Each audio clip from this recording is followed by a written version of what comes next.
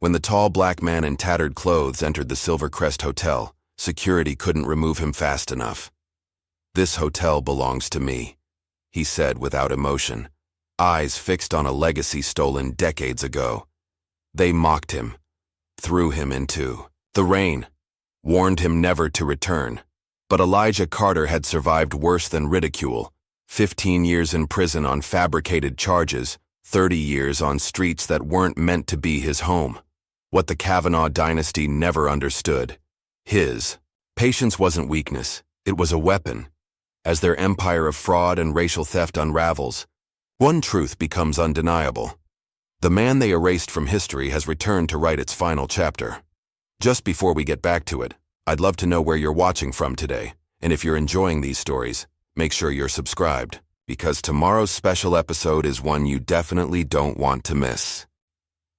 Rain pounded against the tall windows of the Silvercrest Hotel, the torrential downpour matching the fury of the wind that howled through the city streets. Lightning flashed, momentarily illuminating the luxurious lobby where well-dressed guests mingled, sipping champagne and enjoying the warmth that money could buy. The massive oak doors swung open suddenly, letting in a gust of wind and rain. The cheerful chatter stopped as heads turned toward the entrance. Standing there, dripping wet and looking drastically out of place, was a tall black man with tattered clothes. His face was weathered by years on the street, but his eyes, those eyes were something else entirely. They carried a piercing intensity that seemed to cut through the superficial glamour of the hotel. The security guard stationed by the door immediately tensed, hand moving to his radio. The guests nearest the entrance stepped back, some wrinkling their noses in disgust, others whispering behind manicured hands. It was as if someone had opened a door to another world, one they preferred to pretend didn't exist in their city. The homeless man didn't seem bothered by their reactions. He walked forward with surprising dignity, his worn boots leaving wet footprints on the marble floor.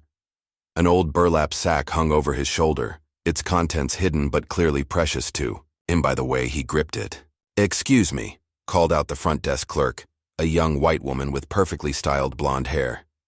"Sir, you can't be in here." Her voice was tight with forced politeness. The man continued walking, his eyes scanning the lobby as if looking for something or someone. The hotel manager, Mr. Langley, emerged from his office at the commotion. He was in his 50s, with silver-streaked dark hair and the perpetual look of someone who considered himself better than most. His tailored suit projected authority as he strode across the lobby. "Is there a problem here?" Langley asked, though his tone made it clear he already knew the answer. The homeless man turned to face him. "No problem," he said, his voice unexpectedly deep and clear. "I'm just here to claim what's mine." Langley's eyebrows shot up. "I beg your pardon." "This hotel," the man said simply. "It belongs to me." There was a beat of silence before Langley burst into laughter. Several guests joined in, their tittering spreading across the lobby like wildfire. "Well, that's certainly a new approach," Langley said, amusement dripping from his words. "Usually the homeless just ask for spare change, not the entire building." The man didn't flinch. His gaze remained steady on Langley's face, unwavering despite the mockery. "Call security," Langley said to the clerk, who quickly picked up the phone. Within moments, a burly security guard named Bradley appeared. He was tall, with broad shoulders and a military-style haircut, his uniform stretched tight across his chest. "What seems to be the issue, Mr. Langley?" Bradley asked, eyeing the homeless man with obvious contempt. "This gentleman," Langley said, with exaggerated courtesy, "believes he owns the Silvercrest. Would you kindly show him out?" Bradley stepped forward, grabbing the man's arm. "Come on, old-timer. We don't do handouts here." The homeless man didn't resist, but he didn't move either. Instead, he slowly reached into his worn sack, causing Bradley to tense. But rather than a weapon, the man pulled out an aged yellow document, the edges frayed and delicate with time. "Check your records," the man said calmly, holding out the paper. "My name is Elijah Carter.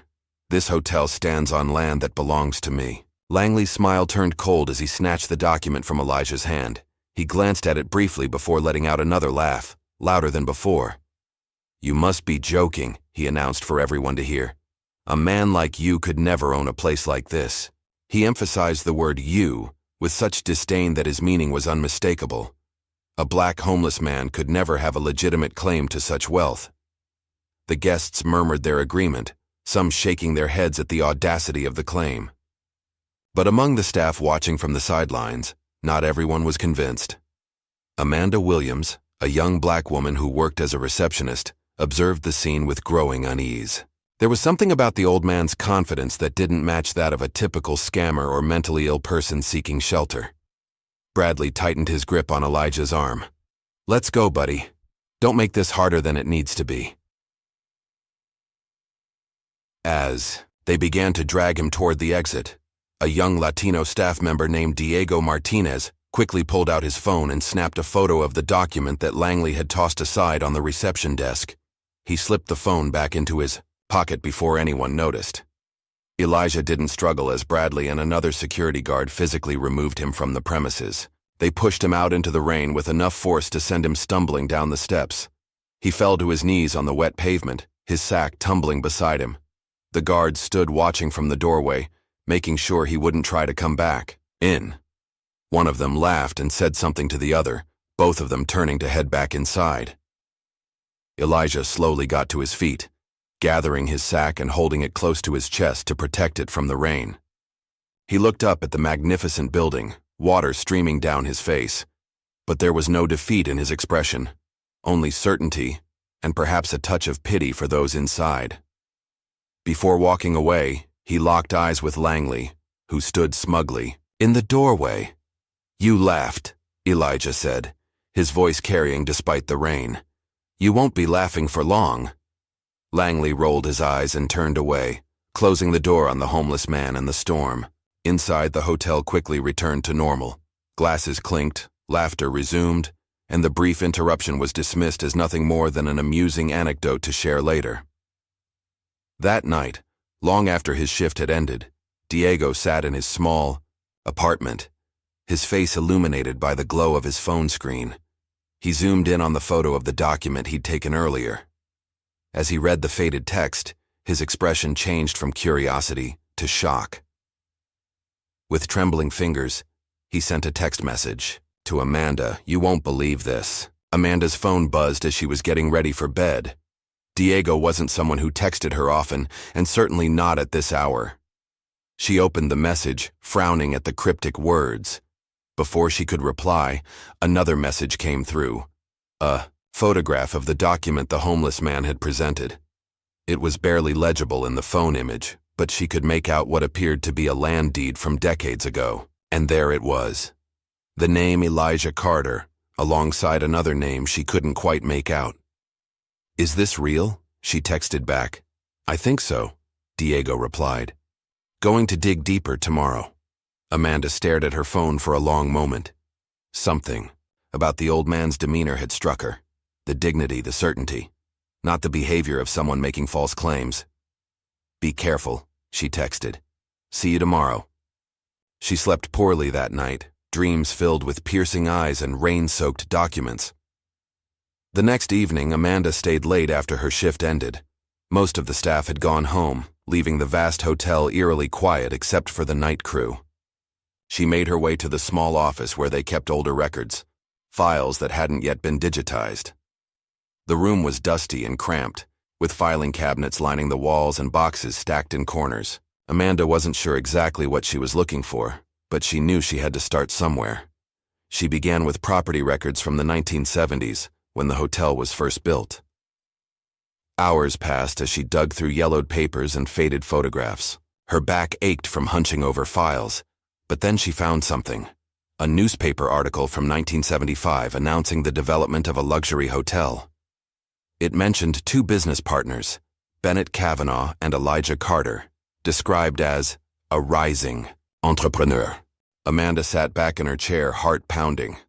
The homeless man hadn't been lying, at least not entirely. Elijah Carter had been connected to the hotel's beginnings. Digging further, Amanda found more mentions of Carter in documents from the mid-70s. But then, mysteriously, his name disappeared from the records around 1987. From that point on, Only Bennett Kavanaugh was listed as the owner, and later, his son Jonathan, who currently ran the hotel. Amanda was so engrossed in her search that she nearly jumped out of her skin when her phone buzzed. It was another text from Diego. "Someone's following me. I have more pictures. We'll try to send..." The message cut off abruptly. Amanda texted back immediately. "Diego? Are you okay?" No response. She tried calling, but the call went straight to voicemail. A chill ran down her spine that had nothing to do with the office's aggressive air conditioning. Amanda gathered the most important documents she'd found, making quick copies on the ancient copier in the corner. She slipped them into her bag and left the records room, locking it behind her. The next morning, Amanda arrived for her shift early, hoping to catch Diego before work started. But he wasn't at his usual station. When she asked another staff member about him, the woman just shrugged.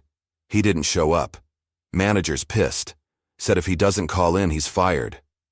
A knot formed in Amanda's stomach. She tried Diego's phone. Again, still straight to voicemail.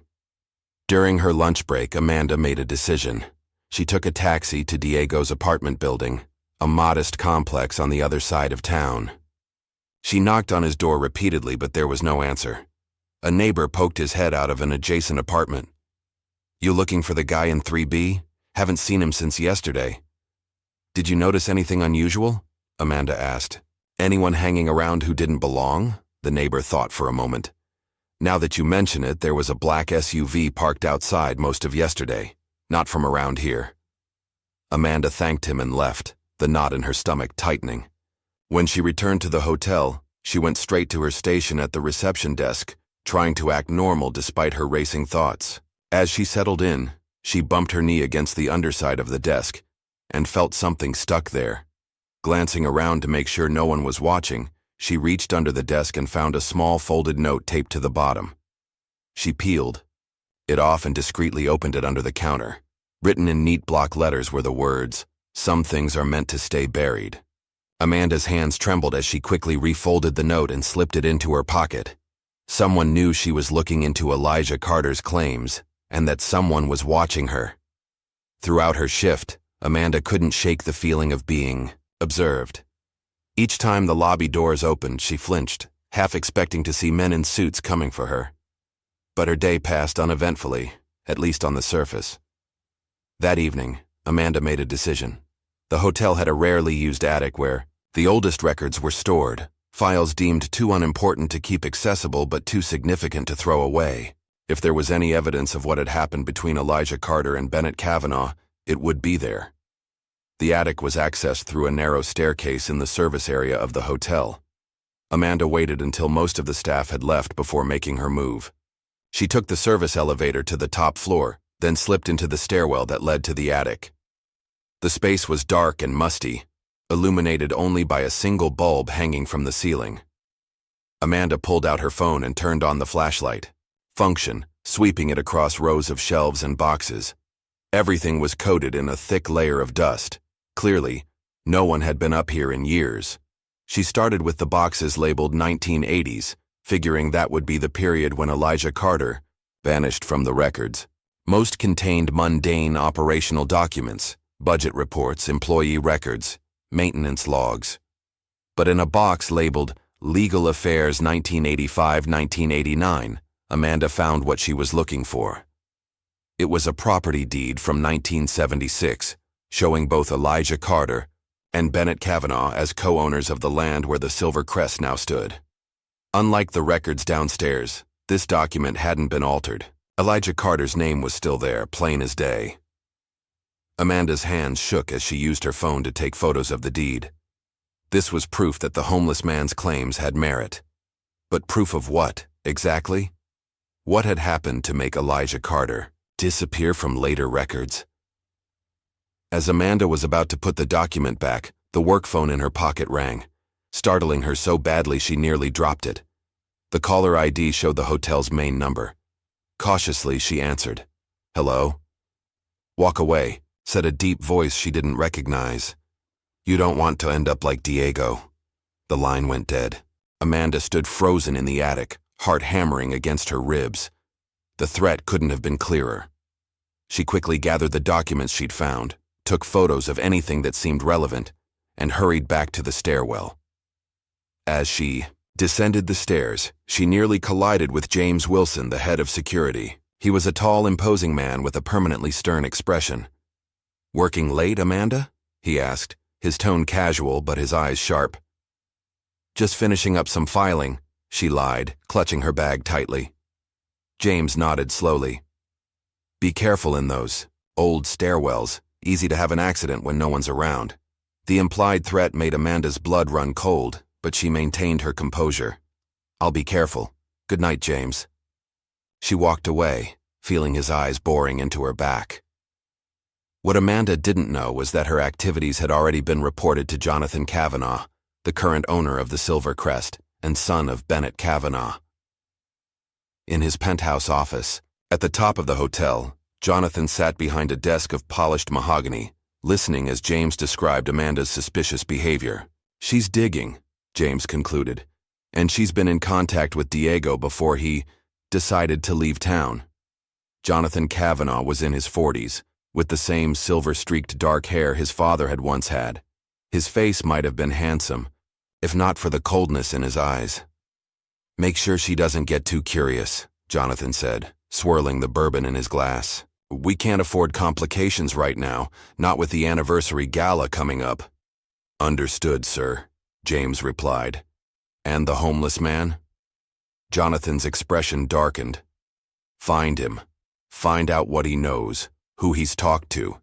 Then make sure he's no longer a problem." James nodded and left the office, leaving Jonathan alone with his thoughts. He opened a drawer in his desk and pulled out an old photograph, a picture of his father standing in front of the Silver Crest on its opening day. Bennett Kavanaugh stood proud and alone, as if the hotel had always been his and his alone.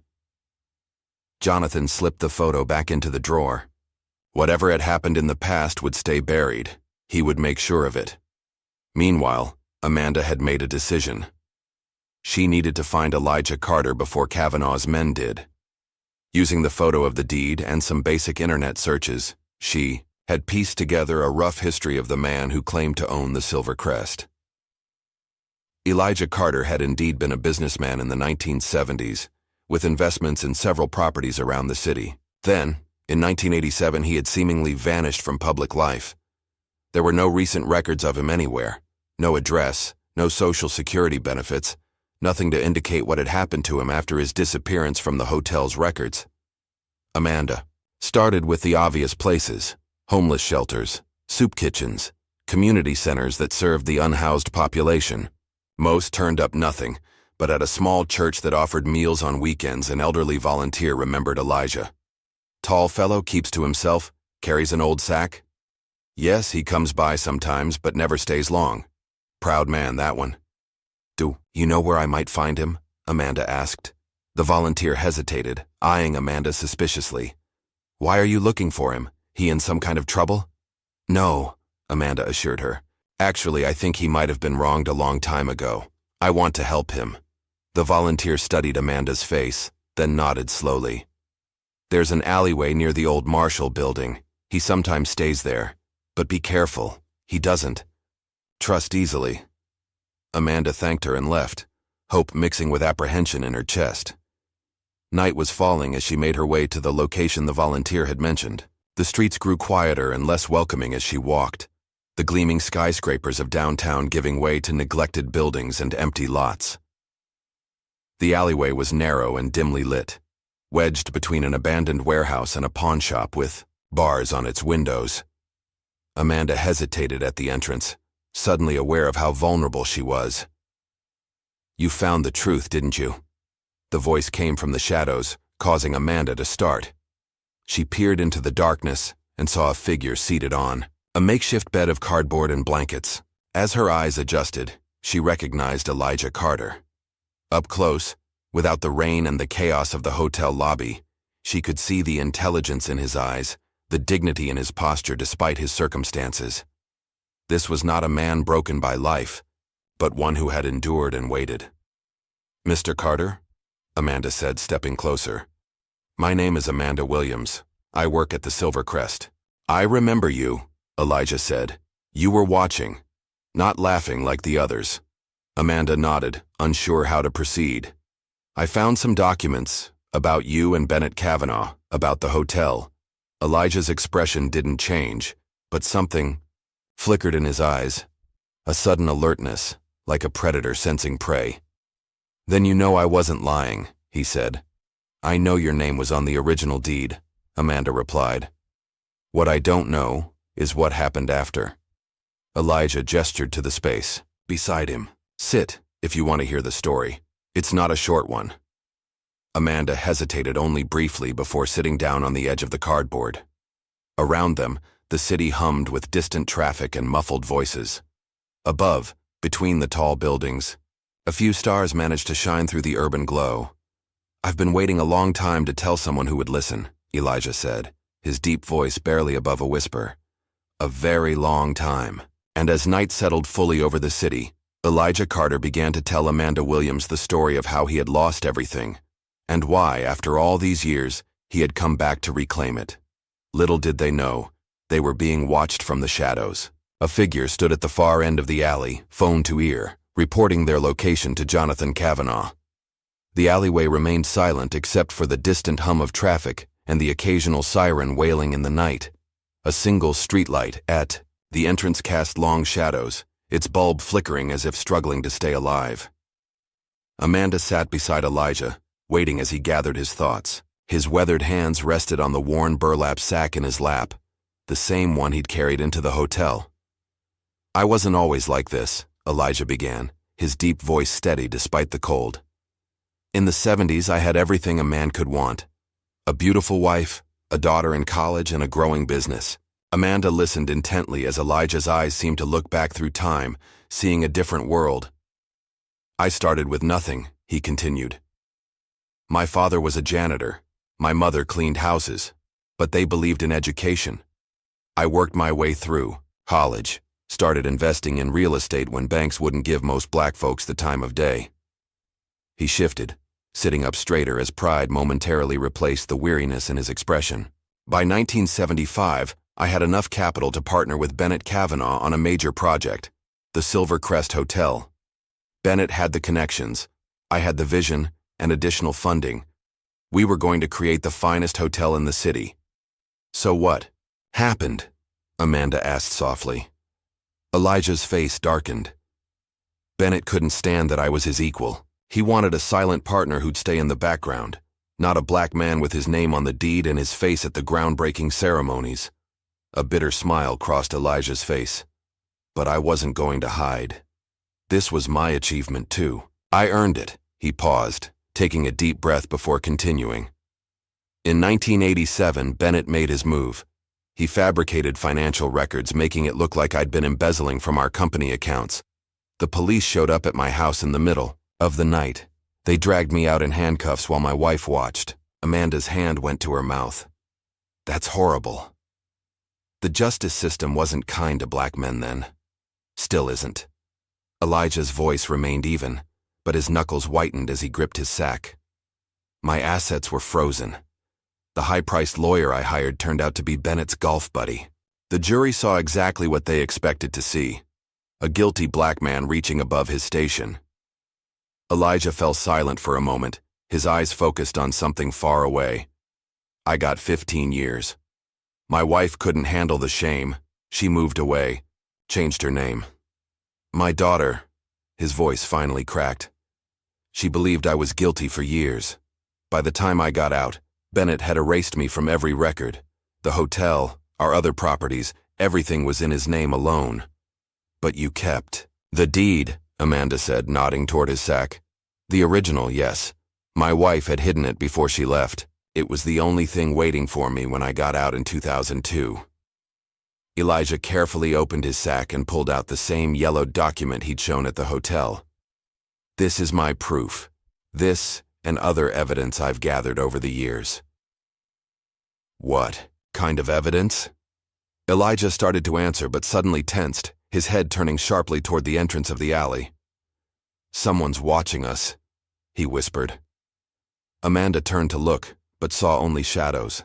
"We need to move," Elijah said, already gathering his few possessions. "They found us." "Who's found us?" Amanda asked, but Elijah was already standing, guiding her deeper into the alley. "Kavanaugh's men. They've been following me for days. Now they're following you too." They slipped through a narrow gap between buildings, emerging onto a quieter street. Elijah moved with surprising speed and agility for a man his age, leading Amanda through a maze of back streets. "Where are we going?" she asked, struggling to keep up. "Somewhere safe," was all he said. After 20 minutes of navigating the urban labyrinth, they arrived at an abandoned community center. Elijah produced a key and unlocked a side door. "How do you have a key to this place?" Amanda asked as they entered. "I used to fund this center back in the day," Elijah replied, his voice tinged with pride and sorrow.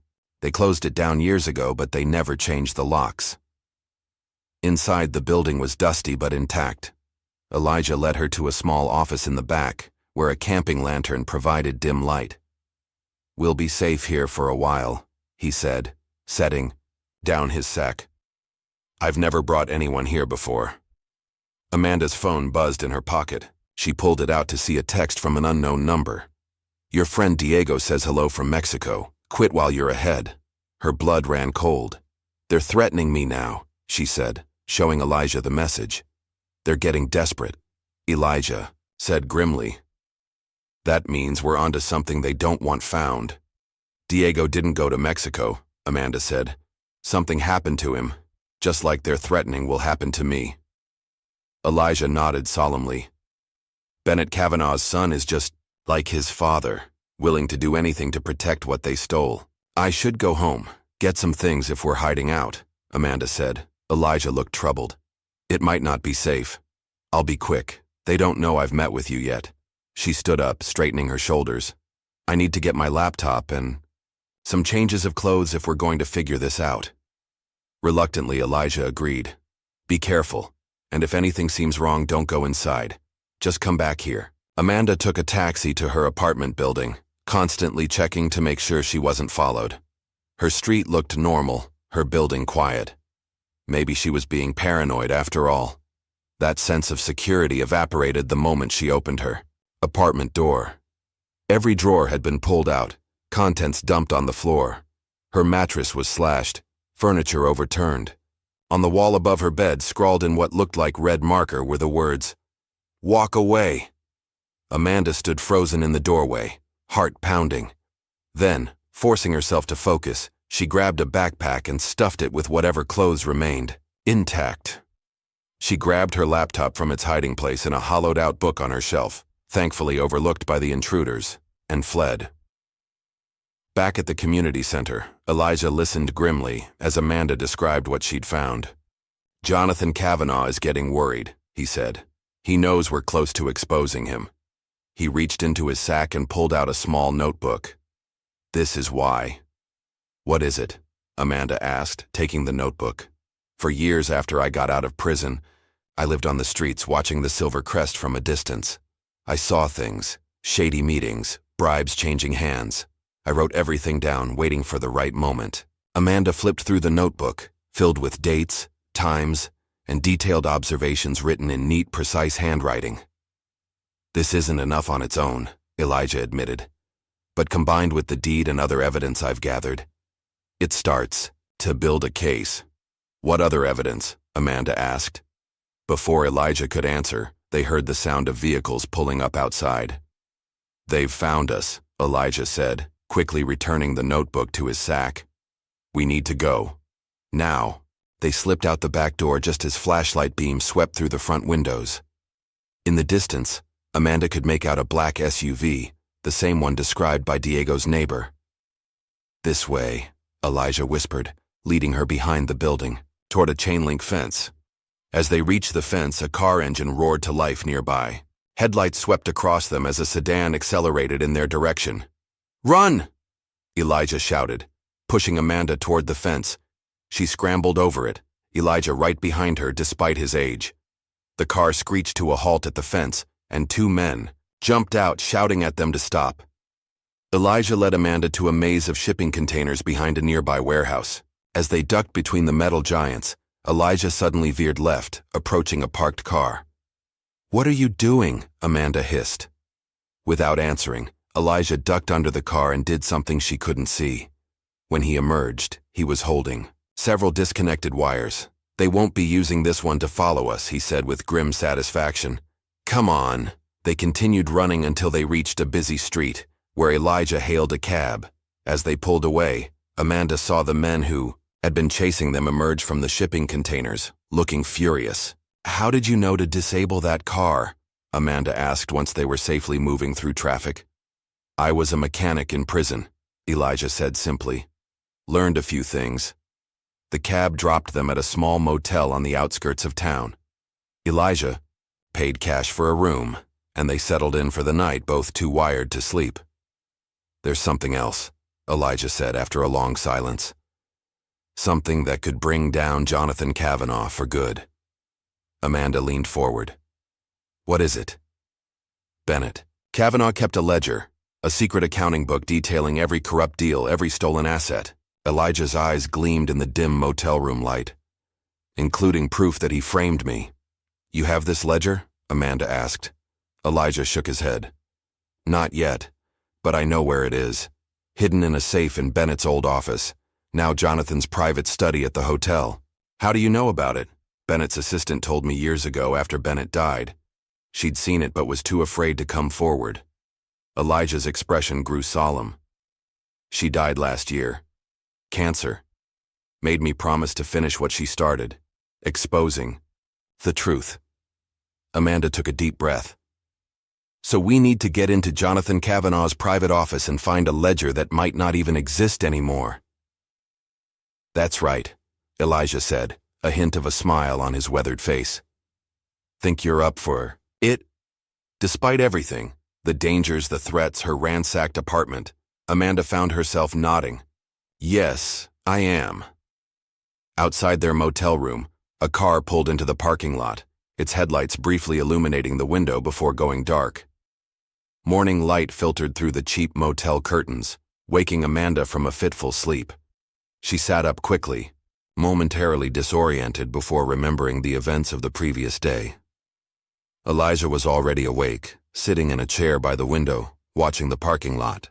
"The car from last night is gone," he said without turning around. "But they'll be looking for us." Amanda checked her phone. 3 missed calls from the hotel. She was officially late for work. There was also a text from an unfamiliar number. "Footage from lobby shows you talking to the homeless man. Final warning." She showed it to Elijah, who nodded grimly. "We're running out of time." "What's our plan?" Amanda asked, running her fingers through her tangled hair. "We need allies," Elijah said. "People who can help us get to that ledger." Amanda thought for a moment, then opened her laptop. "I might know someone," she said, typing quickly. "Carl Taylor, the night janitor at the hotel. He's worked there for decades, since before the Kavanaughs took over completely." "Can he be trusted?" Elijah asked. "I think so. He's never seemed to like Langley or the Kavanaughs much, always muttering about how things used to be better." While Amanda contacted Carl, Elijah turned on the small motel television. A local news program was covering a charity gala scheduled at the Silver Crest that evening, hosted by Jonathan Kavanaugh himself.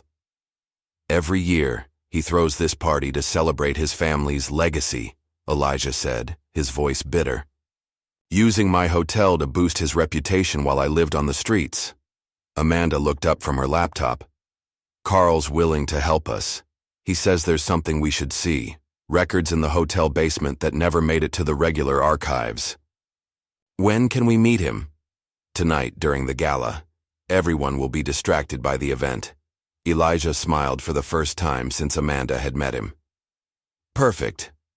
While Jonathan parades around playing the benevolent businessman, we'll be uncovering the truth about his family." They spent the day preparing, with Amanda using her laptop to research the Kavanaugh family's history more thoroughly. What she found was troubling: a pattern of acquiring properties from minority owners throughout the city, often under suspicious circumstances. The Silver Crest wasn't an isolated incident, she told Elijah. The Kavanaughs have been doing this for generations. As evening approached, they disguised themselves as best they could. Amanda wore a blonde wig she'd purchased from a nearby shop, while Elijah shaved his gray beard and donned a service worker's uniform that Carl had provided. They arrived at the hotel separately, with Amanda entering through a service entrance, where Carl was waiting. The elderly janitor led them through back corridors, carefully avoiding security cameras. "I've worked here for 42 years, Carl said as they descended a rarely used staircase. "Seen 3 generations of Kavanaughs come and go, never trusted any of them." "Did you know Elijah back then?" Amanda asked. Carl nodded. "Everyone knew Mr. Carter. He was a good man, treated the staff with respect, not like Bennett Kavanaugh." He glanced at Elijah. "I never believed what they said about you, sir." Elijah's eyes softened. "Thank you, Carl. That means a lot." The basement of the Silver Crest was vast and labyrinthine, with sections that predated the hotel itself. Carl led them to an old record room that had been converted to storage, pulling a key from his pocket. "They think I just keep cleaning supplies in here," he said with a wink, unlocking the door. "But I've been collecting things over the years, things they thought they'd destroyed." Inside, boxes lined the shelves, each labeled meticulously with dates and categories. Carl pointed to one marked 1987, police reports. "That's where I'd start," he said. "I need to get back upstairs before they notice I'm gone. Good luck." After Carl left, Amanda and Elijah quickly opened the box. Inside were copies of police reports related to Elijah's case, but many sections had been redacted with thick black marker. "They were thorough," Elijah muttered, flipping through page after page of censored information. One report, however, caught Amanda's attention. It mentioned a witness who was prepared to testify on Elijah's behalf, stating that the financial records had been falsified. But a handwritten note in the margin stated, "Witness unavailable, relocated out of state." "They silenced your witness," Amanda said. "Just like they tried to silence Diego," Elijah replied, his expression grim. They continued searching until Amanda found something else, a private investigator's report commissioned by Bennett Kavanaugh just before Elijah's arrest. "Look at this," she said, handing it to Elijah. "Bennett was having you followed for months. He was planning this all along." Elijah's hands trembled slightly as he read the report. "All these years, I thought maybe I'd missed something, some warning sign. But he was always planning to betray me." As they continued their search, the sound of music and laughter filtered down from above. The gala was in full swing, with the city's elite gathering to celebrate the Kavanaugh family legacy. Suddenly, the door opened.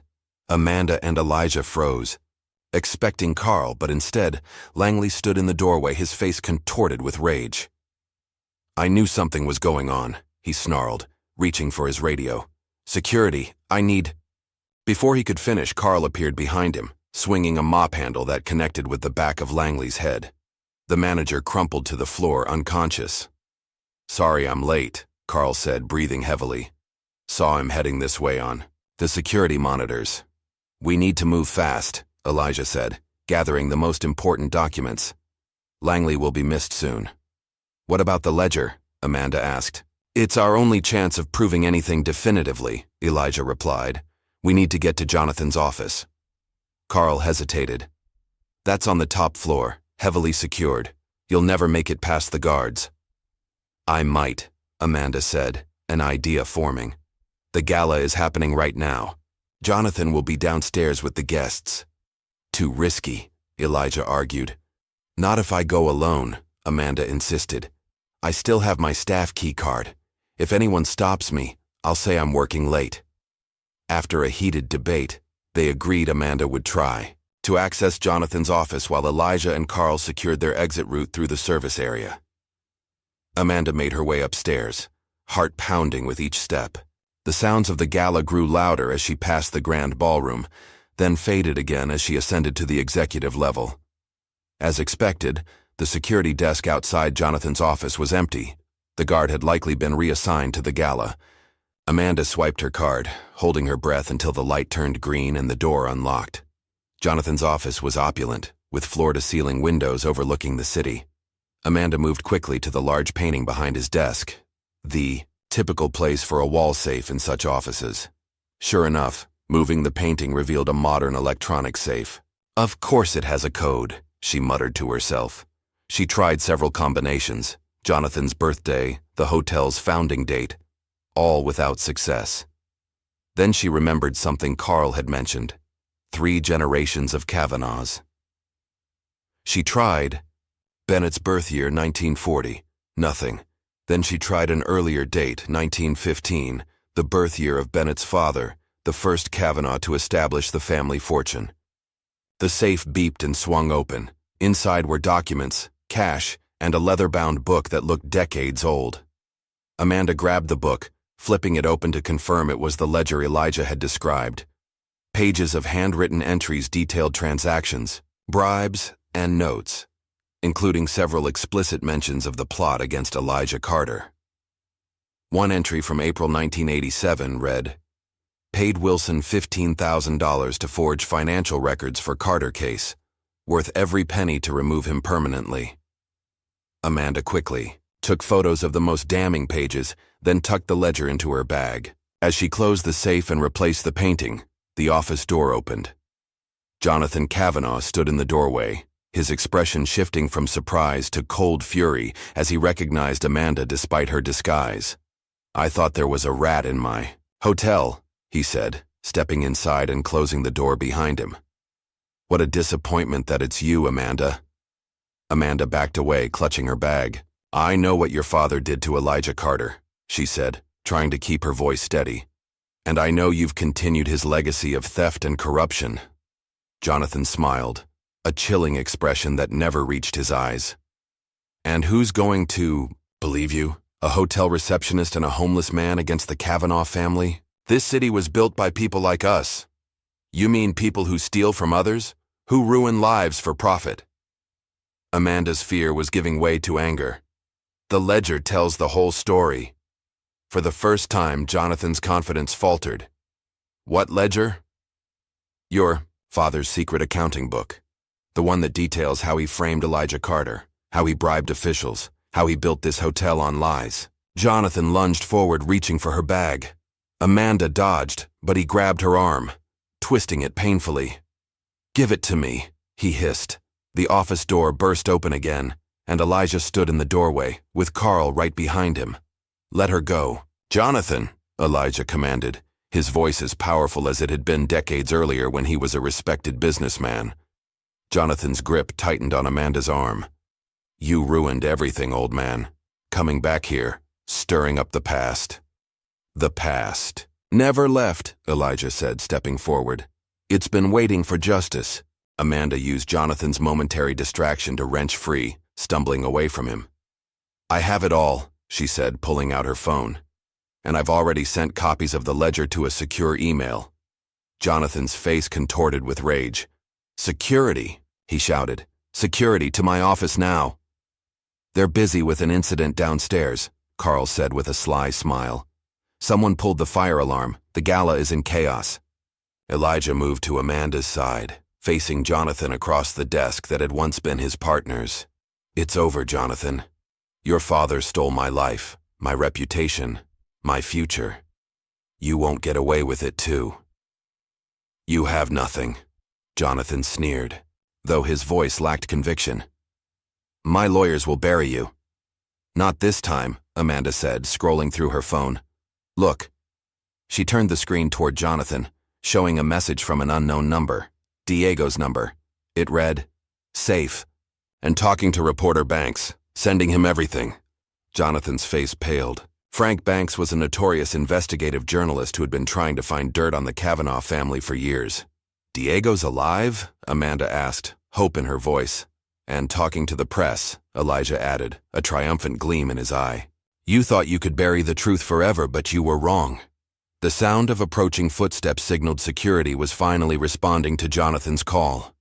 Elijah grabbed Amanda's arm. "We need to go. Now!" They hurried from the office, with Carl leading them down a service corridor. Behind them, they could hear Jonathan shouting orders to find them, to stop them at any cost. They had the ledger. They had the evidence. But they were still in danger. As they burst through a side exit into the cool night air, Amanda's phone buzzed with another message from Diego. "Meet at the dock warehouse. Banks is waiting." They hailed a taxi, constantly checking to ensure they weren't followed. Amanda glanced at Elijah, seeing not a homeless man but a dignified businessman reclaiming his rightful legacy. "We did it," she whispered.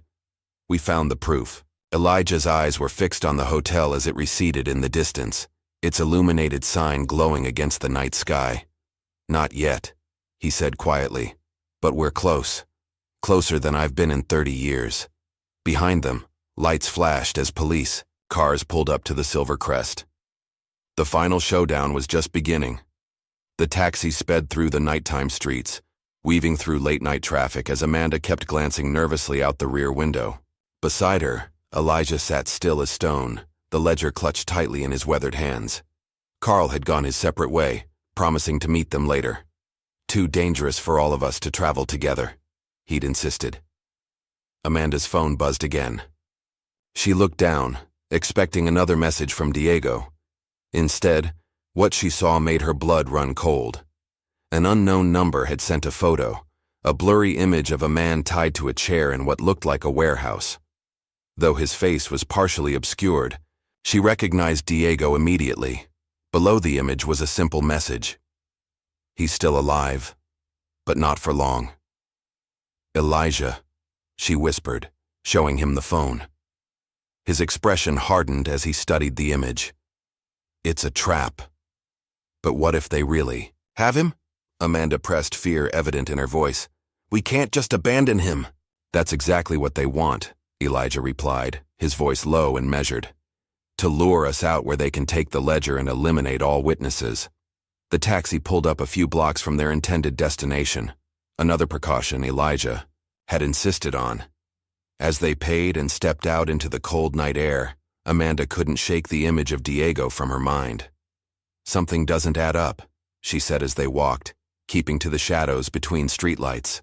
If that last text really came from Diego, how could they also be holding him? Elijah nodded grimly. "Someone's lying. Question is, which message is the trap?" Amanda stopped suddenly, a realization hitting her. "We need to know who leaked our location at the hotel. How did Jonathan know to come up to his office while I was there?" "Good question," Elijah conceded. "We trusted Carl, but—" "I'm not sure it was Carl," Amanda said, pulling out her phone and quickly navigating through files. "Before everything went crazy, I made a copy of the security footage from today. Let me check something." She opened a video file, fast-forwarding to the hours before the gala. In the silent footage, she could see herself speaking briefly with Elijah in a quiet corner of the lobby, then going their separate ways. Minutes later, Langley appeared in the frame, watching her leave. He pulled out his phone, made a brief call, then smirked. "Langley," Amanda whispered. "He saw us and called Jonathan right away." "That explains why he came down to the basement," Elijah reasoned. "He was already on to us." They resumed walking, now more cautious than ever. The docks loomed ahead, a labyrinth of warehouses and shipping containers, their breath fogged in the cold air as they moved silently between buildings, listening for any sign of pursuit. Amanda's phone rang, startling them both. The screen showed the same unknown number that had sent the photo of Diego. After exchanging a glance with Elijah, she answered but didn't speak. "I don't know what you think you found," came Jonathan Kavanaugh's smooth, controlled voice. "But I promise you, it won't matter when this is over." "It's already over, Jonathan," Amanda replied, hearing the tremor in her own voice despite her attempt to sound confident. "We have the ledger. We have the evidence. You can't bury the truth anymore." "Truth?" Jonathan laughed coldly. "Truth is whatever the powerful say it is.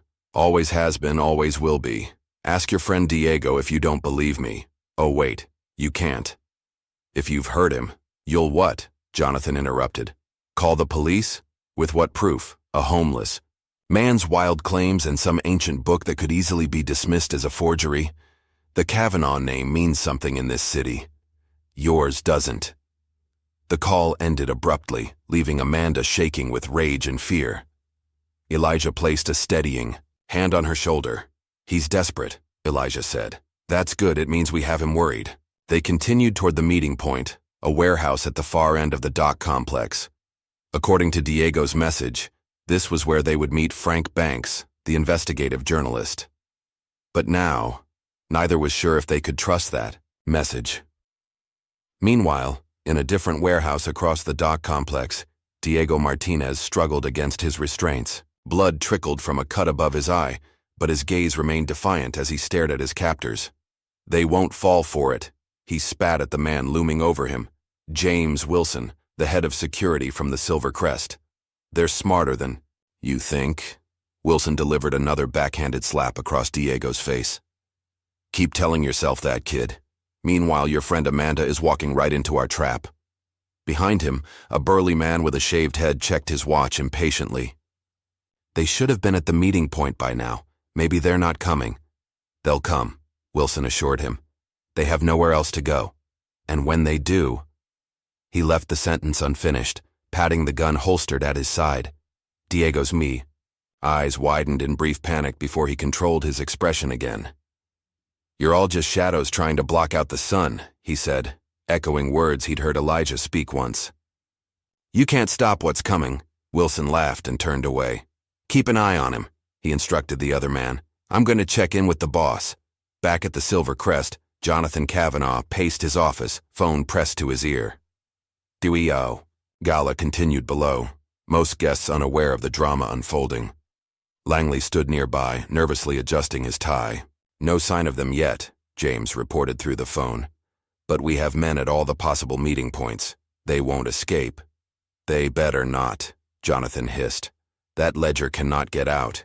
My father was a fool to keep it all these years. Don't worry, sir. We'll find them, recover the ledger, and tie up all the loose ends permanently.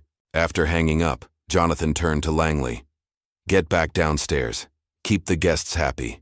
If anyone asks, there was a minor kitchen incident, nothing to worry about. Langley nodded and hurried out, leaving Jonathan alone with his thoughts. He walked to the bar and poured himself a generous glass of scotch, downing it in one gulp.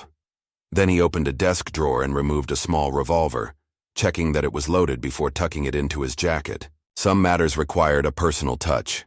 Amanda and Elijah had reached the perimeter of the warehouse where they were supposed to meet Diego and Frank Banks. No lights were visible inside, and the surrounding area seemed deserted. I don't like this, Elijah murmured, surveying the building. Too quiet. Amanda nodded in agreement. If this is where an investigative journalist is waiting for a major story, there should be some sign of activity. They circled the building, staying in the shadows, looking for any indication that Diego or Banks might be inside. Instead, they spotted two men with earpieces posted at the back entrance, trying to look inconspicuous and failing. Kavanaugh's men, Elijah whispered. Just as I thought, it's a trap. So where's the real Diego? Amanda asked. And is there even a journalist involved at all? Elijah considered for a moment. The photo they sent. Did you notice anything about the background? Amanda pulled out her phone, examining the image more carefully. It's dark, but there's some kind of logo on the wall behind him. Can barely make it out. She zoomed in as much as the blurry image would allow. Looks like Anderson Shipping? There's an abandoned Anderson Shipping warehouse on the north side of the docks, Elijah said. I used to own shares in the company before everything was taken from me. You think that's where they're holding Diego? Elijah nodded. It would be like Jonathan to use something connected to my past. His father always had a twisted sense of irony. They retreated quietly, making their way toward the north side of the dock complex. The night had grown colder, and few workers were around in this industrial area at such a late hour. The silence was broken only by the distant sound of waves, lapping against the piers and the occasional horn of a boat out on the water. The Anderson Shipping warehouse loomed ahead of them, dark and seemingly abandoned. Unlike the previous building, this one showed no signs of surveillance or guards, which made Amanda even more suspicious. "This feels too easy," she whispered. "They're not expecting us here," Elijah replied. "They think we're heading to their trap." They found a side door with a rusty padlock that Elijah managed to break with a piece of rebar he found nearby. Years on the streets had taught him resourcefulness, if nothing else. The door creaked as they eased it open, both freezing at the sound. When no response came, they slipped inside. The warehouse was cavernous and dark, filled with abandoned shipping crates and forgotten equipment. Their footsteps echoed despite their attempts to move silently. "Diego?" Amanda called softly, her voice still carrying in the empty space. No answer came. They moved deeper into the warehouse, using their phone flashlights to navigate. In the center of the building was a small office with windows overlooking the main floor. Through the dusty glass, Amanda could make out a shape, someone sitting in a chair. "There!" she whispered, pointing. They approached cautiously, Elijah taking the lead. The office door was unlocked, another detail that raised Amanda's suspicions. Inside, Diego sat bound to a chair, head slumped forward. "Diego!" Amanda rushed. To his side, checking for a pulse. "He's alive. Diego, can you hear me?" Diego's eyes fluttered open. When he recognized Amanda, they widened in panic. "It's a trap," he croaked through split lips. "Get out! Now!" Too late. The lights suddenly blazed on, momentarily blinding them. The sound of multiple footsteps surrounded the office as armed men poured in from hidden positions throughout the warehouse. "Well, well," came a familiar voice. "I knew you'd figure it out eventually." Amanda blinked against the harsh light to see Jonathan Kavanaugh standing in the doorway, flanked by James Wilson and several security men. Jonathan held a gun pointed casually in their direction. "The ledger," he demanded, extending his free hand. "Give it to me now, and perhaps I'll only have one of you killed as an example to the others." Elijah stepped forward, placing himself between Jonathan and Amanda. "You're just like your father," he said, his voice steady despite the danger. "Always underestimating me." Jonathan's smile faltered slightly. "The ledger, old man. Now." Elijah slowly reached into his coat, but instead of the ledger, he pulled out something else, a small digital voice recorder. He pressed play, and Jonathan's voice filled the small office. "Truth is whatever the powerful say it is. Always has been, always will be." "What is this?" Jonathan demanded, his composure slipping. "Insurance," Elijah replied. "Every conversation, every threat, all recorded, and already uploaded to multiple secure locations. It was a bluff. They'd only recorded the one phone call, but Jonathan couldn't know that. His face darkened with fury. "Kill them," he ordered Wilson. "Kill them all." Wilson raised his gun, aiming first at Elijah. Amanda, acting on pure instinct, threw herself forward, knocking into Wilson just as he fired. The bullet went wide, shattering a window instead. Chaos erupted. Diego, who had been working on his restraints throughout the conversation, broke free and tackled one of the security men. Elijah dove for Jonathan, grappling for the gun.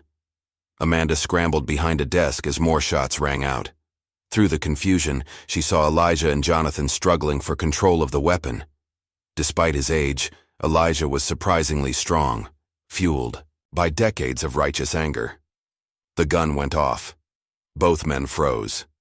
For a terrible moment, Amanda thought Elijah had been shot.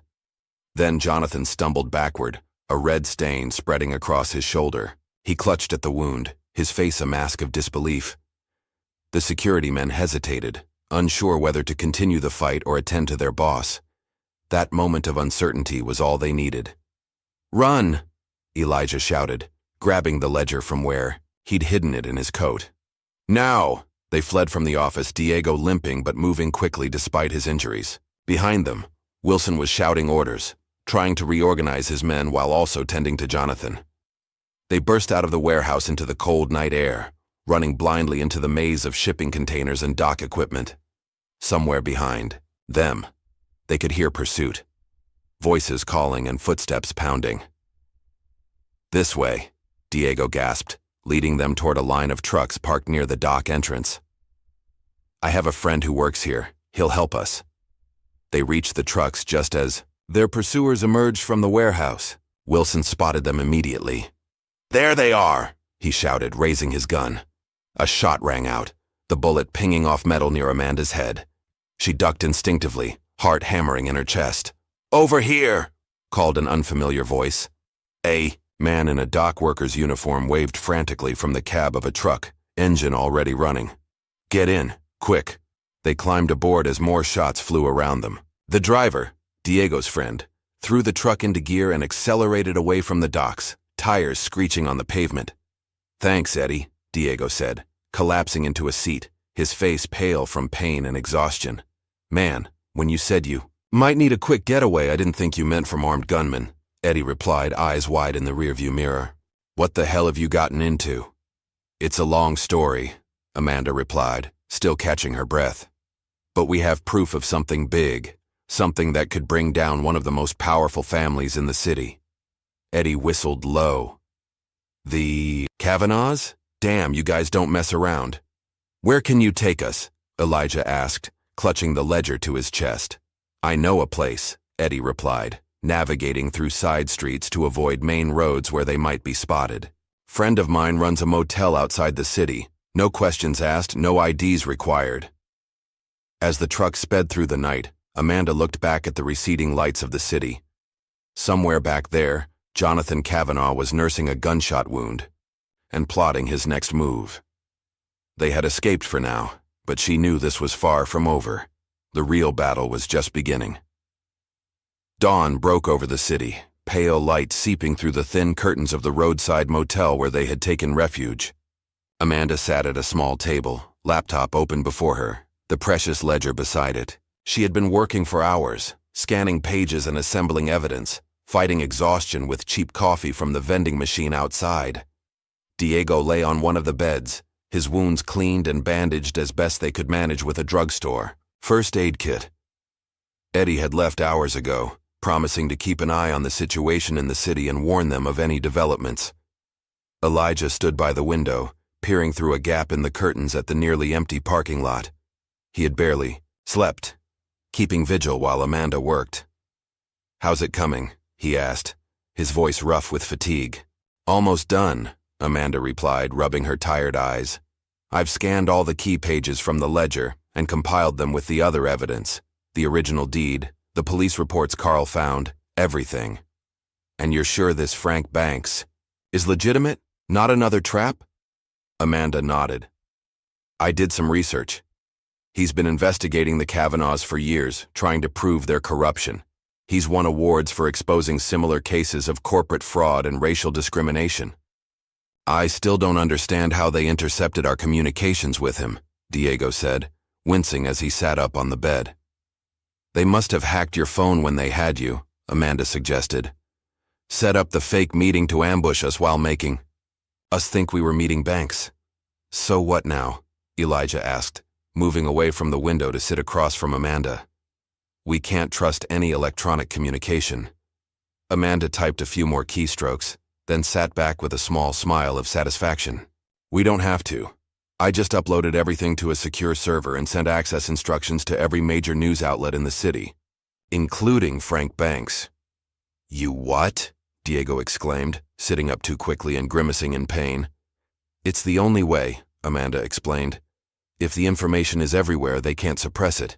Too many people will have seen it." Elijah's weathered face broke into a slow smile, the first genuine one Amanda had seen from him. "Clever, very clever." "That's not all," Amanda continued, turning her laptop to show them a social media page. "I created accounts detailing everything that's happened, the history of the hotel, Bennett Kavanaugh's fraud, your imprisonment, all of it. It's already being shared hundreds of times." Diego checked his phone. "It's trending. Justice for Elijah is picking up steam." "The gala," Elijah said suddenly. "It's still going on today." Amanda nodded. "The main event is tonight. All the city's elite will be there. Politicians, business leaders, media." "The perfect stage," Elijah mused, a gleam in his eye. "You can't be serious," Diego protested. "Going back there would be suicide. They'll be looking for us everywhere." "Not everywhere," Amanda countered, an idea forming. "The hotel will be packed with guests, staff, and media. We could use that as cover." "It's too dangerous," Diego insisted. "Maybe not," Elijah said slowly. Jonathan was shot. He'll need medical attention.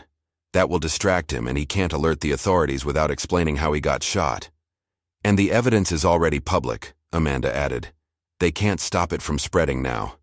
Diego still looked unconvinced, but he was outnumbered. So what's the plan? He finally asked. We need to get inside that gala, Amanda said. Make sure everyone there sees the truth about the Kavanaugh family legacy. They spent the day preparing. Amanda continued to monitor the online spread of their evidence, pleased to see it gaining traction. Several journalists, including Frank Banks, had reached out through the secure channel she'd established, asking for more information and verification. Elijah made calls to old contacts, people who had known him before his fall, who might still remember the man he had been. Most numbers were disconnected, most names forgotten. But a few responded, shocked to hear from a man many believed was dead. Martha Reynolds, Elijah said after one such call, his voice thick with emotion. She was my secretary back in the day. She's agreed to help us. Can she be trusted? Diego asked, still wary after their recent betrayal. With my life, Elijah confirmed. She tried to testify in my defense during the trial, but they blocked her. She's been waiting for this day almost as long as I have. By late afternoon, they had cobbled together a plan. Martha would meet them near the hotel with credentials and appropriate clothing. As a respected business consultant now, she had an invitation to the gala and could arrange for additional passes. What about Jonathan? Diego asked. He'll recognize us immediately. Not if we're careful, Amanda replied. And remember, he's injured. He might not even be there. As evening approached, they left the motel and took a series of buses and taxis to avoid being tracked, eventually meeting Martha at a coffee shop 3 blocks from the Silver Crest. Martha Reynolds was in her 70s now, her hair silver and styled elegantly, her posture still ramrod straight. When she saw Elijah, her composed facade cracked briefly, tears welling in her eyes. Elijah, she said, embracing him tightly. All these years, I never stopped believing in you.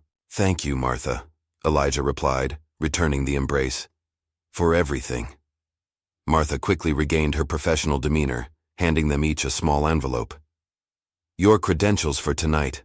Amanda, there's a dress in the back of my car that should fit you. Diego, a suit that I hope is your size. Elijah? She paused, a smile touching her lips. I saved something special for you. From a garment bag, she withdrew a beautifully tailored tuxedo. It's not exactly the same as the one you wore to the hotel's grand opening in 1976, but close enough. Elijah touched the fabric reverently. Martha, I don't know what to say. Say, you'll finally get justice, she replied firmly. That's all the thanks I need. They changed at Martha's nearby apartment, transforming from fugitives into gala attendees. The effect was startling. Amanda barely recognized herself in the elegant black dress and subtle makeup Martha had provided.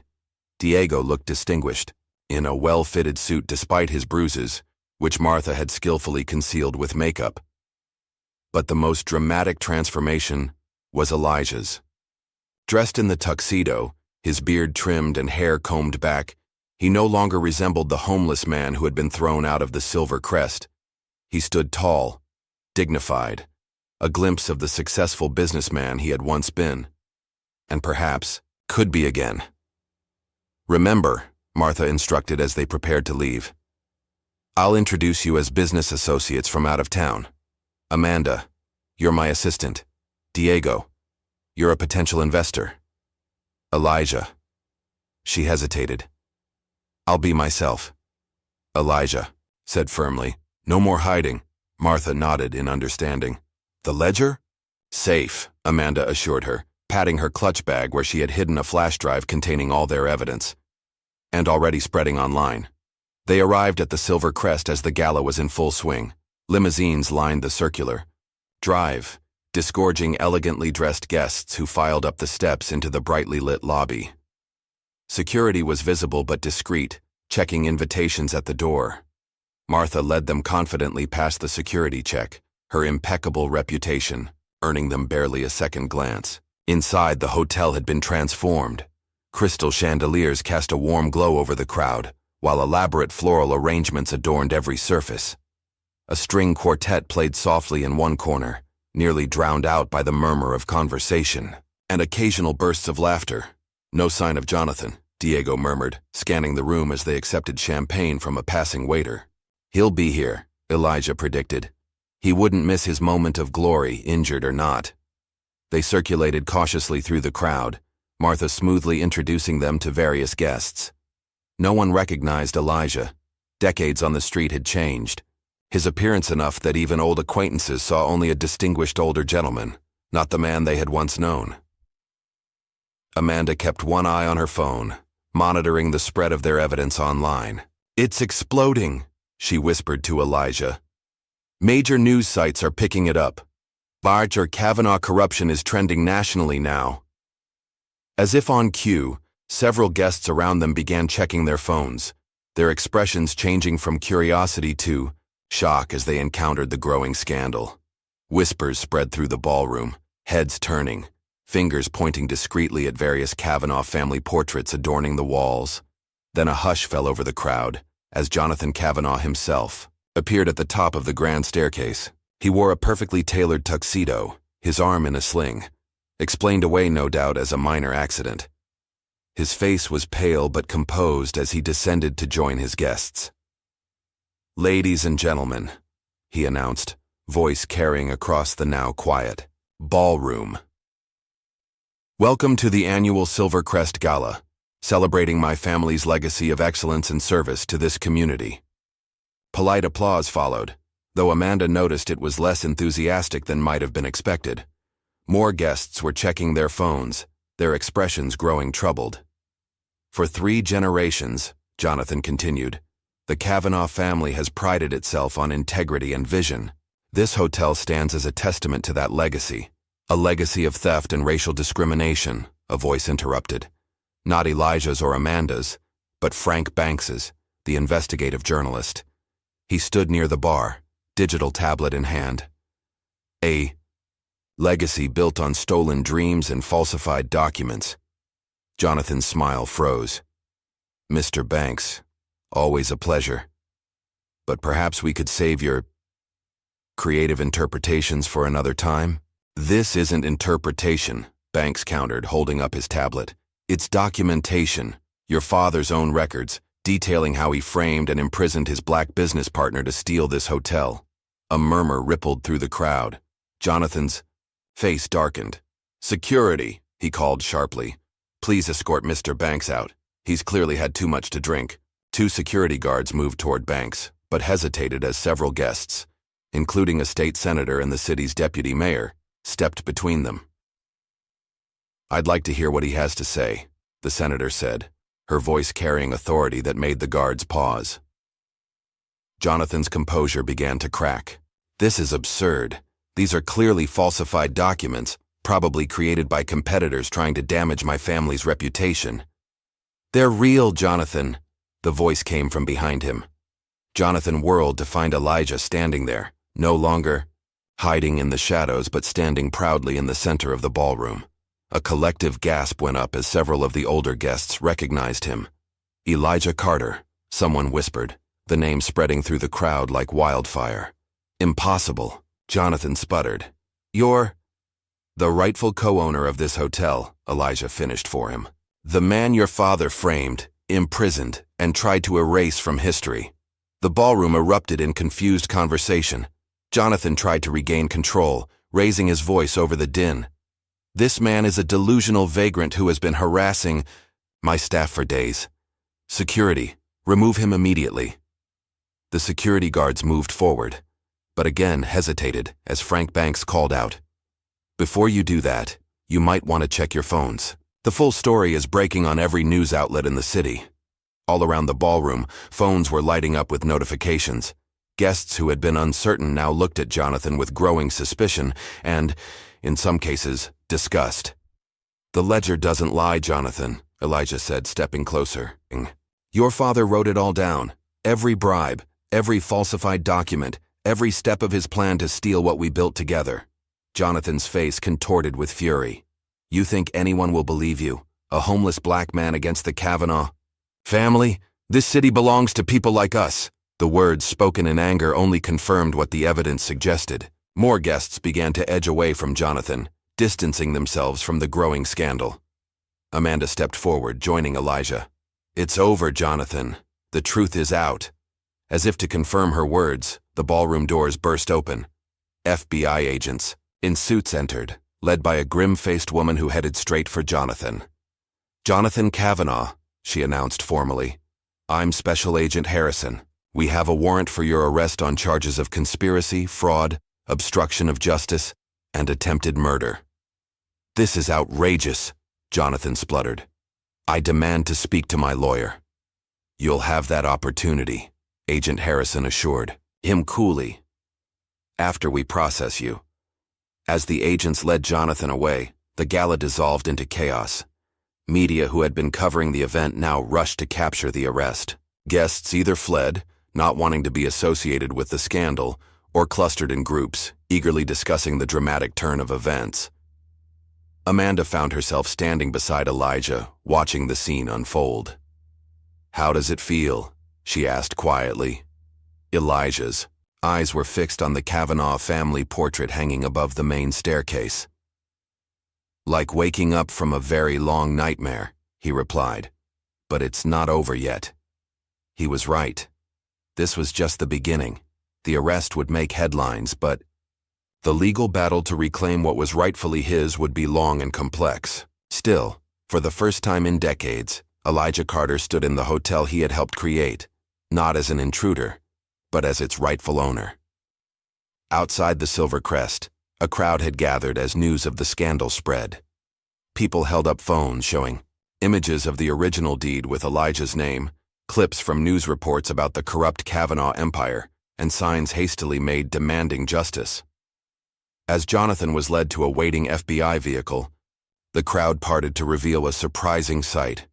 Dozens of elderly black residents from the city, some in wheelchairs, some leaning on canes. They stood in silent testimony, many holding old photographs of businesses they had once owned in the same neighborhood as the Silver Crest. They came, Martha said, appearing at Elijah's side. I called them this afternoon. Survivors, like you. People who lost everything to the Kavanaughs, and others like them. Elijah's stoic composure finally broke as he looked at the faces of those who, like him, had endured decades of injustice. Tears tracked silently down his weathered cheeks. In that moment, standing framed in the doorway of the Silver Crest, Elijah Carter became more than just a man reclaiming his property. He became a symbol of resistance against decades of systematic theft and discrimination, a living embodiment of the truth that had been buried for too long. The dynasty built on lies was finally beginning to crumble. The hours following Jonathan Kavanaugh's arrest were a blur of flashing cameras, shouted questions, and hastily arranged interviews. Elijah, Amanda, and Diego had been whisked away by FBI agents to give formal statements, their testimony crucial to building the case against the Kavanaugh empire. Now, well past midnight, they sat in a quiet conference room at the local FBI. Field office exhaustion etched on their faces. You should all get some rest, Special Agent Harrison advised, closing the folder containing their statements. We'll have agents stationed outside your hotel rooms for protection. What about Jonathan? Amanda asked. Is he still in custody? Harrison's expression tightened slightly. His lawyers are already working on bail arrangements. The Kavanaughs still have powerful friends despite tonight's events. So he could be released? Diego asked incredulously. Possibly by morning, Harrison confirmed. But don't worry, he'll be monitored. He's not going anywhere. Elijah, who had been quietly staring at his reflection in the conference room window, finally spoke. You don't know the Kavanaughs like I do. Money and power can make monitoring devices malfunction and records disappear. Harrison didn't argue. In her line of work, she'd seen enough to know Elijah's concerns weren't unfounded. What's our next move? Amanda asked Elijah as they were escorted to a nearby hotel, not the Silver Crest, but a modest establishment where they'd be less conspicuous. We need the ledger analyzed by forensic accountants, Elijah replied. And we need to find others, who might have documentation of the Kavanaugh's corruption. I can help with that, Diego offered. Now that the story's public, people might come forward who were afraid before. Despite the security outside their rooms, none of them slept well. Decades of injustice weren't erased by one night's victory, and they all knew the hardest part still lay ahead. Proving Elijah's claims in court against the formidable legal team the Kavanaughs would undoubtedly assemble. Morning arrived with news they'd feared. Jonathan Kavanaugh had indeed secured bail. His release was the top story on local stations, the cameras capturing his confident stride as he left the courthouse surrounded by expensive suits and practiced smiles. "My family has served this city for generations," he told the press, his injured arm now in a more substantial cast than the previous night's discreet sling. "These baseless accusations are nothing more than an attempt by competitors to tarnish our legacy. The truth will prevail." Amanda shut off the television in disgust. "He still believes he can talk his way out of this." "Because he usually can," Elijah replied, tying his shoes. He was dressed in clothes Martha had brought him, simple but dignified attire befitting the businessman he once was, rather than the homeless man he'd been forced to become. The Kavanaughs have been beating the system for decades. "But not this time," Diego insisted. "We have the ledger, the documents, witnesses. He can't escape all of that." Elijah's phone rang. Another gift from Martha, who'd insisted he needed to be reachable. Frank Banks was calling. "Elijah," the journalist said without preamble. "Jonathan's on the move. My source says he's called in his security team for some kind of operation. Whatever he's planning, it's happening fast." "Where is he?" Elijah asked, instantly alert. "Headed toward the docks. A private boat's being prepared." Elijah thanked him and hung up, quickly explaining to the others. "He's running, or planning something worse." "We need to tell the FBI," Amanda insisted, already reaching for her phone. "There's no time," Elijah countered. "By the time they mobilize and cut through red tape, Jonathan will be gone. We need to move now." "We can't just confront him ourselves," Diego protested.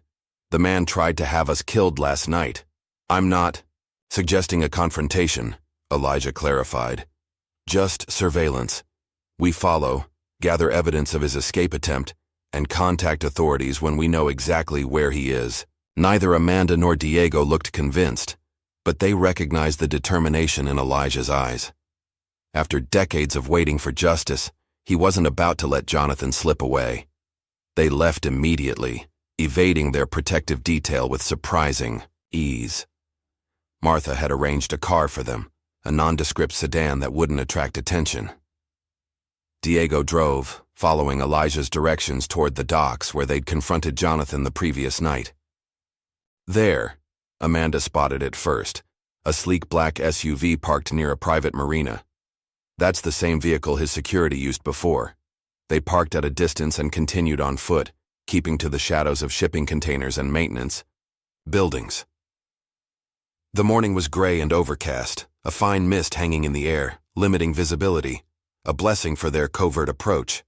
As they drew closer to the marina, they could make out several figures standing beside the SUV.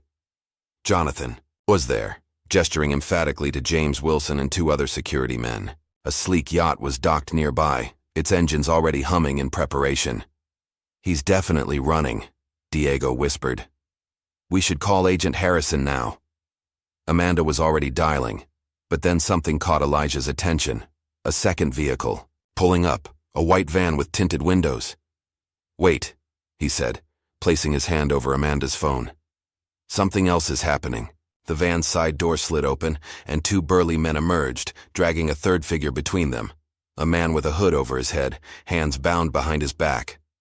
"Oh my God," Amanda gasped. "They've got someone." Elijah's blood ran cold as he recognized the jacket the captive was wearing. It was Carl, the night janitor who had helped them. "They must have grabbed him after we separated," Diego said, his voice tight with anger. "He knows too much." "They're going to kill him," Elijah said with certainty.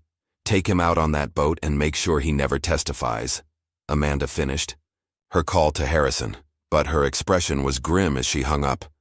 "They're sending people, but it'll take at least 15 minutes for them to get here." "Carl doesn't have 15 minutes," Elijah said, his jaw set with determination. What are you suggesting? Diego asked, though he already knew the answer. A distraction, Elijah replied. Something to delay them until the FBI arrives. That's suicide, Amanda protested. There are at least 5 of them, all armed. I'm not planning to fight them, Elijah assured her. Just keep their attention while you two circle around and get Carl out of there.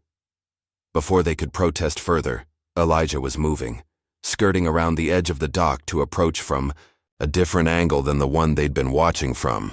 Amanda and Diego exchanged frustrated glances before beginning their own circuitous route toward the van. Near the yacht, Jonathan was checking his watch impatiently. Let's move, he ordered. Get him on board and let's go. I want to be in international waters by noon. Wilson and his men began marching the hooded Carl toward the gangplank, while Jonathan made a final call on his phone. It's done, he said to whoever was on the other end. The old man and his friends won't be a problem after today. Make sure those records are destroyed before going somewhere, Jonathan? The voice seemed to come from nowhere and everywhere at once, amplified by the dock's acoustics. Jonathan spun around, searching for its source. Elijah stepped out from behind a stack of crates, about 30 yards away, far enough to be out of immediate reach, close enough to be heard clearly. You, Jonathan snarled. I should have known. You'd turn up like a bad penny. One last chance, Jonathan, Elijah called, his deep voice carrying across the dock. Let Carl go. Turn yourself in. Make this right. Jonathan laughed, a harsh sound devoid of humor. Make it right? You think a few nights in a luxury prison before my lawyers get me out is right, after what my father did to you? No, old man. If you want justice, come and take it. He nodded to Wilson, who drew his gun and aimed it at Elijah. I wouldn't do that, Elijah warned. Not with so many witnesses. What witnesses? Jonathan sneered, gesturing to the empty dock. The ones watching. This live stream. Elijah held up his phone, the camera facing Jonathan and his men. Everything you've said and done in the last 5 minutes is being broadcast live to thousands of viewers, including the FBI. It was a bluff. He hadn't actually started streaming. But Jonathan couldn't know that. His face contorted with rage as he stalked toward Elijah. Give me that phone, he demanded, reaching with his good arm. Elijah backed away, continuing to hold the phone up as if recording. Touch me, and you add assault to your growing list of charges. Jonathan halted, suddenly uncertain. Behind him, Wilson still had his gun trained on Elijah, waiting for orders. Shoot him, Jonathan finally said. We'll say he attacked us. Self-defense. Wilson hesitated. Sir, if he's really streaming, I said shoot him. A gunshot cracked through the misty, morning air. Everyone froze. But it wasn't Wilson who had fired. At the far end of the dock, Amanda stood with a flare gun pointed skyward, the emergency flare climbing high above them before bursting in a shower of bright red sparks visible for miles. In the momentary distraction, Diego had managed to reach the van and free Carl, cutting his restraints with a pocket knife and pulling off the hood. They now stood near the marina entrance, Carl disoriented but alive. Jonathan, realizing his plans were unraveling, made a desperate lunge at Elijah. Despite his age, Elijah sidestepped smoothly, causing Jonathan to stumble past him. It's over, Jonathan, Elijah said calmly. It's not over until I say it's over, Jonathan shouted, turning back to face Elijah. He pulled a small revolver from inside his jacket, the same one he'd taken from his desk the night before. Several things happened at once. Wilson shouted, Mr. Kavanaugh, don't! Amanda screamed Elijah's name, and the sound of sirens filled the air as police cars and FBI vehicles swarmed the entrance to the docks, responding to both Amanda's earlier call and the flare that had drawn attention from every emergency service in the vicinity. Jonathan's hand wavered, the gun shifting between Elijah and the approaching authorities. You ruined everything, he hissed at Elijah. It should have been ours. My father earned it. Earned it? Elijah's voice was steady despite the gun pointed at him. Your father stole it, Jonathan. He stole my life. He made it better than you ever could have. Jonathan's control was slipping, his voice rising hysterically. He built an empire On stolen dreams, Elijah replied. And now it's crumbling, just like everything built on lies eventually must. Jonathan's face twisted with rage. He raised the gun, aiming directly at Elijah's heart. A shot rang out. Jonathan staggered backward, a look of shock on his face. But he wasn't hit. One of his own security men, not Wilson, but another, had fired, the bullet striking Jonathan's revolver and knocking it from his hand. "Enough," the security guard said firmly. "I didn't sign up for murder." Before Jonathan could react, FBI agents swarmed the dock, weapons drawn. Agent Harrison led the charge, immediately securing Jonathan while other agents detained Wilson and the remaining security personnel. "Elijah Carter," Harrison called. "Are you all right?" Elijah nodded, the adrenaline of the confrontation finally catching up with him. He felt suddenly tired, not just from the morning's events, but from the weight of decades fighting for this moment. Amanda and Diego rushed to his side, supporting him as his knees threatened to buckle. "You did it," Amanda said, tears in her eyes. "It's really over." Elijah watched as agents led Jonathan away in handcuffs, the fallen hotel magnate still shouting threats and promises of legal retribution. But his words now sounded hollow, the desperate protests of a man who knew his dynasty was finished. "Looks like I own this place after all," Elijah murmured, a hint of his old spirit returning as he met Jonathan's furious gaze one last time. 3 months later, the grand ballroom of the Silver Crest Hotel was packed once again. But this time, the crowd gathered for a very different purpose. The room had been transformed, the ostentatious Kavanaugh family portraits replaced with photographs and newspaper clippings documenting the real history of the hotel and the community it had once displaced. Elijah stood at the podium, looking out over the assembled guests. He wore a tailored suit that fit him perfectly, no longer a costume to help him blend in, but a reflection of his restored status. At 73, he stood straight and proud, the years of homelessness beginning to fade from his appearance, though not from his memory. "Today is not just about the reopening of this hotel under its rightful ownership," he began, his deep voice carrying effortlessly through the room. "It's about acknowledging a history that was deliberately erased and beginning the work of making amends." The courtroom battle had been shorter than anyone expected. Once the FBI began investigating, they'd uncovered far more than just the fraud against Elijah. The Kavanaugh empire was revealed to be built on decades of corruption, bribery, and racial discrimination. Faced with overwhelming evidence, Jonathan had accepted a plea deal that included substantial prison time and the forfeiture of numerous properties, including the Silver Crest. Proving Elijah's ownership had been surprisingly straightforward with the original deed, Bennett Kavanaugh's ledger, and testimony from former employees like Martha Reynolds. The court had awarded him not just ownership of the hotel, but substantial damages for his wrongful imprisonment and the theft of his property.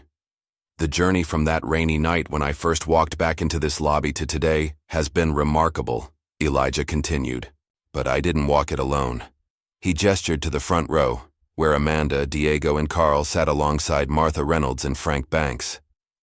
All had played crucial roles, not just in exposing the truth, but in helping Elijah navigate the complex legal and business challenges of reclaiming his legacy.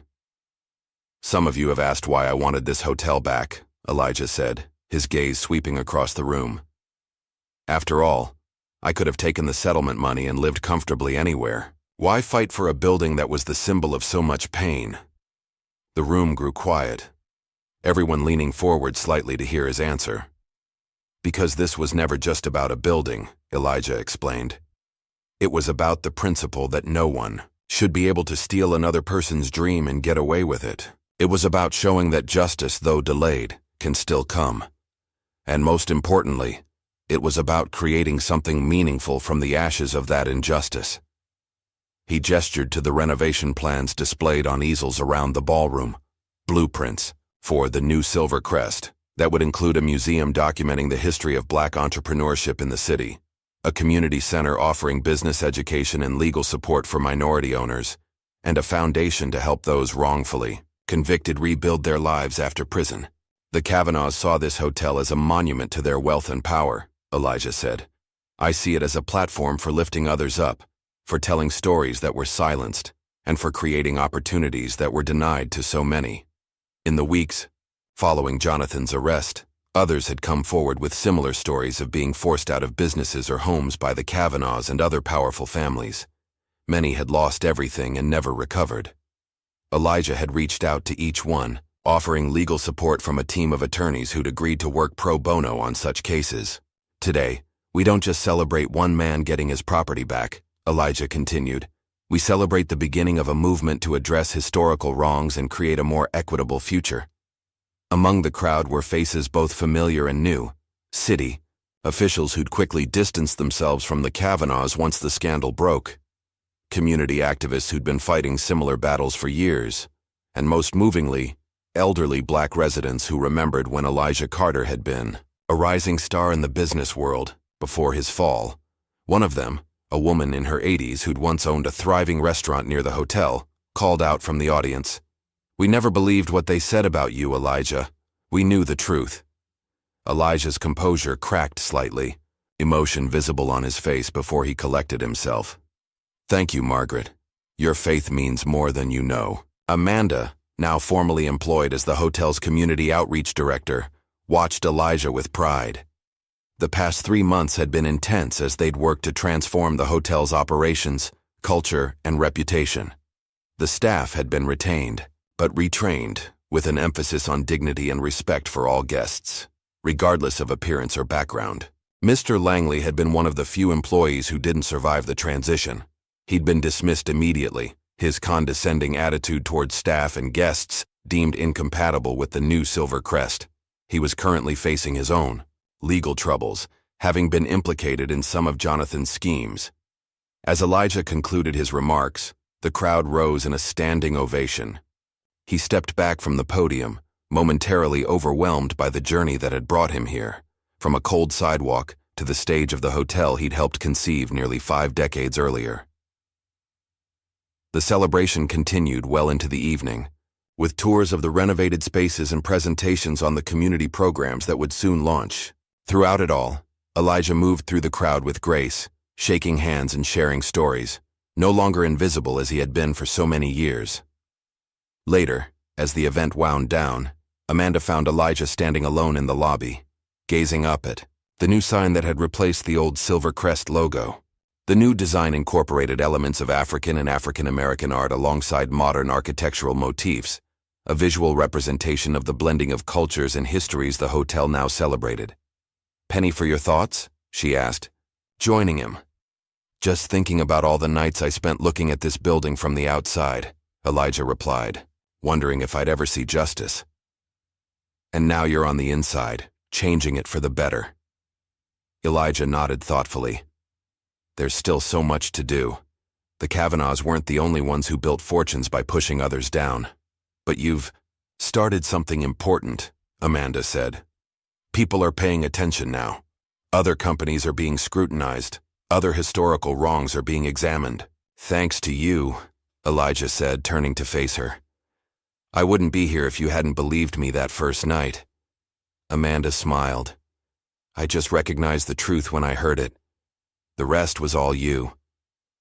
After completing her MBA, which Elijah had insisted on paying for, Amanda had been offered prestigious positions at several major corporations. To everyone's surprise, she'd turned them all down to continue working with Elijah on transforming the Silver Crest into a center for community empowerment and historical reconciliation. Diego had taken a different path, accepting a journalism scholarship to document stories like Elijah's, cases where systemic racism had been weaponized through the legal system to strip Black Americans of their property and opportunities. His first series of articles had already won awards and sparked investigations in 3 states. Carl had retired from his janitor position, but remained connected to the hotel as a community elder and unofficial historian, his decades of quiet observation now valued as he helped piece together the true history of the property and its impact on the surrounding neighborhoods. "Do you regret anything?" Amanda asked Elijah as they watched the last guests departing. Elijah considered the question carefully before answering.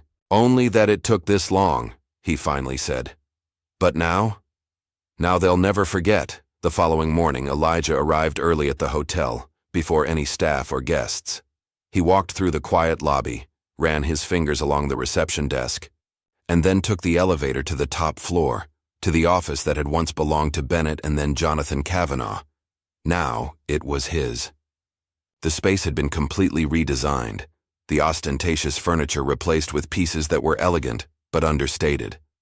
The walls, once covered with hunting trophies and family portraits, now displayed photographs of the neighborhood as it had been in the 1970s, when Elijah and Bennett had first purchased the land. Elijah sat behind the desk and opened a drawer, removing the original deed to the property. The same document he'd carried in his sack for decades, now professionally preserved and framed. He placed it on the wall where the Kavanaugh family portrait had once hung. Below it, he added a new plaque with a simple inscription: "Justice may be delayed, but it cannot be denied." This hotel stands as a testament to the power of truth and the importance of perseverance. As the morning sun streamed through the windows illuminating the words, Elijah Carter smiled. After 30 years of waiting, he was finally home. Some legacies are written in marble and gold, others in patience and unwavering truth. If you found Elijah Carter's journey compelling, like this video and subscribe for more stories of redemption, justice, and untold histories.